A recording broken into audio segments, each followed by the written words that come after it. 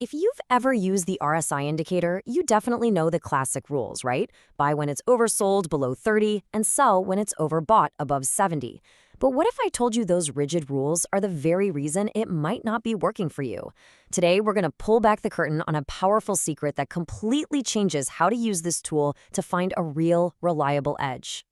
Okay, let's get real for a second. How many times have you jumped into a stock just because the RSI dipped below 30, only to watch it just keep on falling? It's so frustrating. The price just keeps dropping, and that oversold signal feels less like an opportunity and more like a trap. So what's actually going on here? See, the problem is that standard one-size-fits-all method. The new perspective we're digging into today is a total game changer. Instead of just staring at those fixed 30 and 70 lines, we're going to start looking at the RSI indicator itself, as if it were its own little price chart.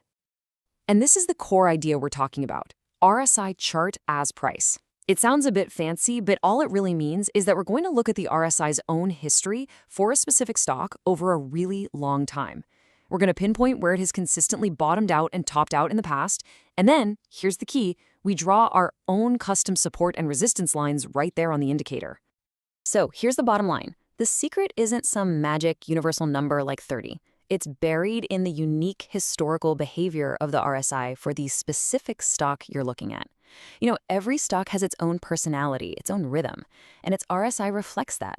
Our job is just to figure out what that personality is. All right, so how do we actually do this? Let's get practical.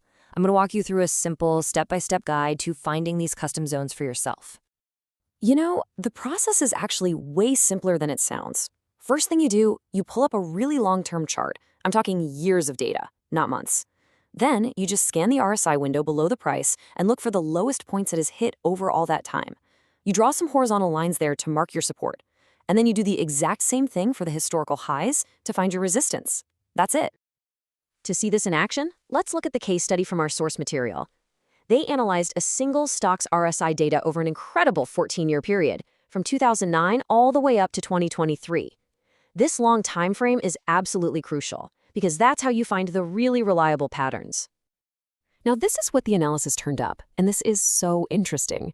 Instead of just one oversold level at 30, 3 totally distinct support zones emerged from the data.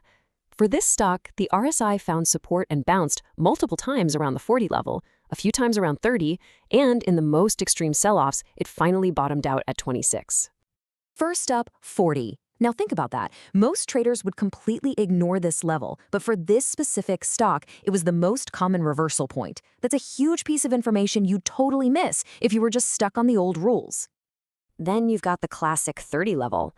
And yeah, it worked, but it was more of a secondary zone, a place for deeper, less frequent pullbacks. It wasn't the main event. And finally, 26. This was the historical floor, the deep value zone that only got hit during major market panic. You can think of it as the absolute capitulation point. And hey, this same idea applies to resistance on the upside.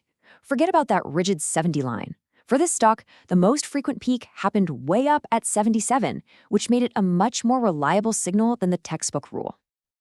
Okay, so we've found these custom zones. Now, this is where the analysis turns into a real actionable strategy. This isn't about having a crystal ball to predict the future, it's about creating a roadmap based on historical probabilities. And this is the million-dollar question, isn't it? If you see the RSI heading down, is it going to bounce at 40, or is it going to slice right through to 30, or maybe even keep falling to 26? Which one is the real bottom? And this quote from the source material just hits the nail on the head. No one can tell you for sure. The key isn't to perfectly guess the exact level. The key is to have a plan and, maybe most importantly, to have some money left for each of these potential levels. So here's the strategic approach. First, stop thinking of these as exact points and start seeing them as zones of probability. Second, plan for multiple potential entries. Maybe you decide to buy a small position at 40, you plan to add more at 30, and you keep some powder dry for that super rare drop to 26. This completely shifts the focus from trying to be right to just being prepared. Okay, let's zoom out and boil all this down to the one big idea. This is about so much more than just the RSI. It's about fundamentally rethinking how we use all of our technical indicators. This table really says it all. We're moving away from those rigid universal rules and shifting toward a dynamic, stock-specific analysis. We're giving up the impossible search for certainty, and instead, we're planning for probabilities. And maybe the biggest shift of all, we stop seeing an indicator as just a simple buy or sell signal and start seeing it as a rich chart that's telling its own story. Ultimately, that's what this is all about. Don't just look for a number flashing on a screen. Look for the narrative. What is the indicator's long-term behavior telling you about this stock's unique personality? That's where you're going to find the real edge. And that leaves us with one final thought to chew on. This whole method of treating an indicator like its own price chart isn't just for the RSI.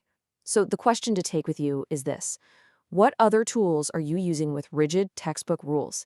And how might their story change if you started listening to their history instead?